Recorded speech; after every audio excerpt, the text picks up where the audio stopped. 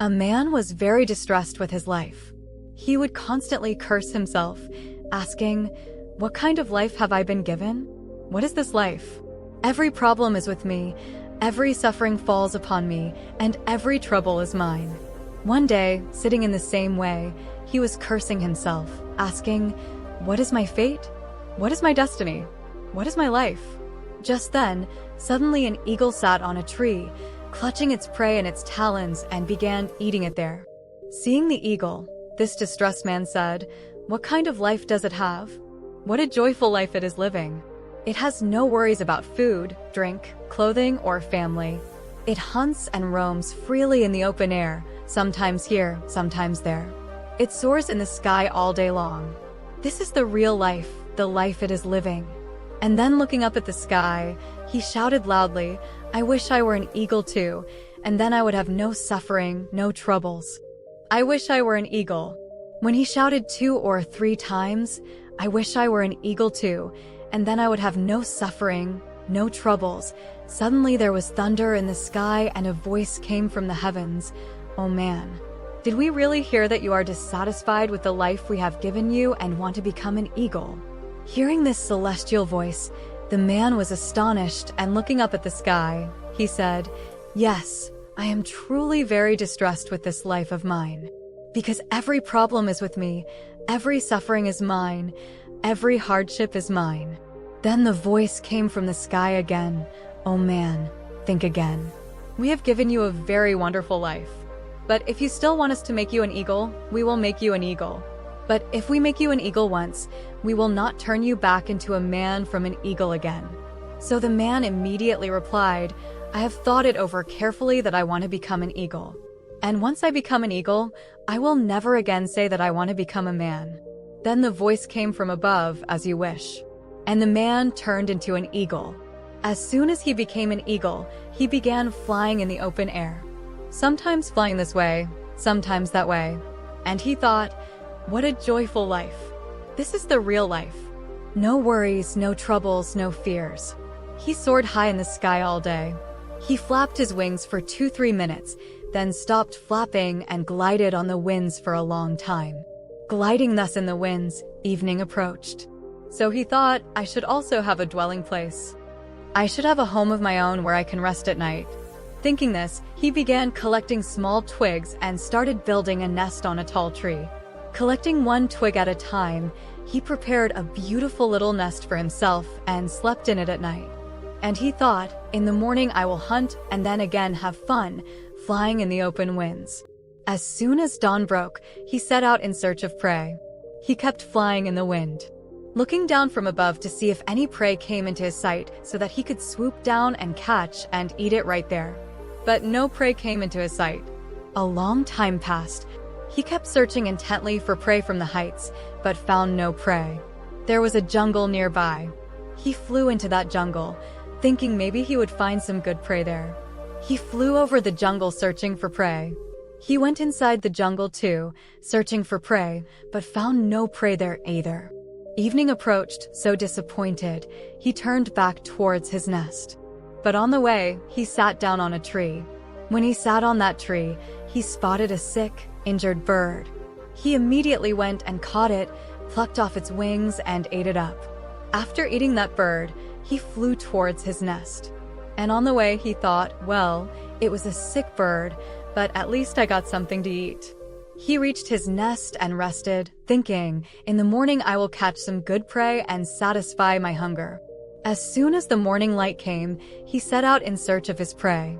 He kept flying in the wind, kept flying. But again today, no prey came his way. A long time passed.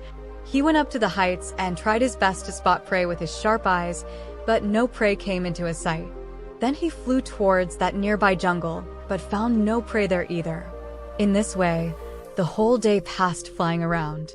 Towards evening, disappointed, he turned back and sat on a tree on the way. He thought, "Maybe some other sick bird is waiting for me today." But when is fortune so kind? Today he did not find any sick bird. Exhausted, he headed back towards his nest, and reaching the nest, hungry and thirsty, he fell asleep. And he thought, tomorrow morning I will catch a big prey and also satisfy today's hunger. At night he was asleep in his nest, in deep slumber, when suddenly a terrible storm came. The winds of the storm were so fierce that they blew away his nest, throwing it to one place and him to some other distant place. Where he fell, there was a pointed stick on the ground that got stuck in his talon and injured him badly. After the storm subsided, it started raining heavily. The heavy rain continued, but he somehow managed to take shelter under the trees. With great difficulty, his night passed. When morning came, the rain stopped. As the rain stopped, happiness spread all around. Greenery spread everywhere. The rivers and streams began flowing rapidly. Everything became like before. But this eagle was no longer like before. His foot was badly injured. The stick that got stuck in his talon had badly mutilated his talon. And let me tell you, an eagle's talons are most essential for catching its prey. Because an eagle catches, seizes its prey with its talons, and then pecks at it with its beak to eat. But now this eagle's talon was badly injured, and he had been hungry for the past 2 days. He tried flying a little in search of prey, thinking maybe he would come across some sick bird again. But where would a sick bird be available again and again? He flew for a while, but then, exhausted from hunger and pain, sat down on a tree. He did sit on the tree, but he did not know that another trouble was waiting for him here. And that trouble was that a group of 8 to 10 crows ganged up to harass him. Seeing that the eagle was injured and weakened due to hunger, they began pecking at him and harassing him relentlessly.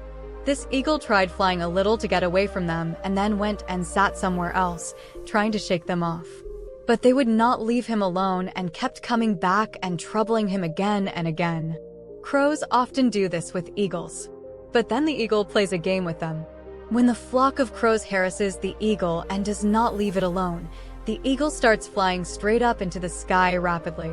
It goes up so high that after a while the crows reach heights where they do not get enough oxygen to breathe properly. They start gasping for breath and cannot go any higher. But since eagles can fly even above the clouds, it keeps going up while the crows are forced to turn back from there. In this way, the eagle shakes off their pursuit. But this eagle did not have the strength to make such a high ascent, as it was hungry and injured. So it would fly a little distance and then sit on a tree, and the crows would again start harassing it. In this injured and hungry state, one day passed, then another, then a third. But there was no improvement in the eagle's condition. It kept getting weaker and weaker. On the 4th day, when it was about to give up completely, with no strength left in it and its body failing, somehow flying it reached the roof of a hospital nearby for humans. Sitting there, it watched the patients coming and going and said to itself, "I wish I was a human today. Then I could have got treatment for these minor injuries at the hospital, or told someone that I am hungry, troubled, and in this condition. But today I am a speechless bird who cannot convey anything to anyone, cannot ask for any help from anyone." Thinking this, it breathed its last on that very roof. It sacrificed its life. Moral: be content with who you are and strive to excel in your given life instead of wishing to be something else. Friends, this profound story teaches us a valuable lesson about appreciating our life circumstances.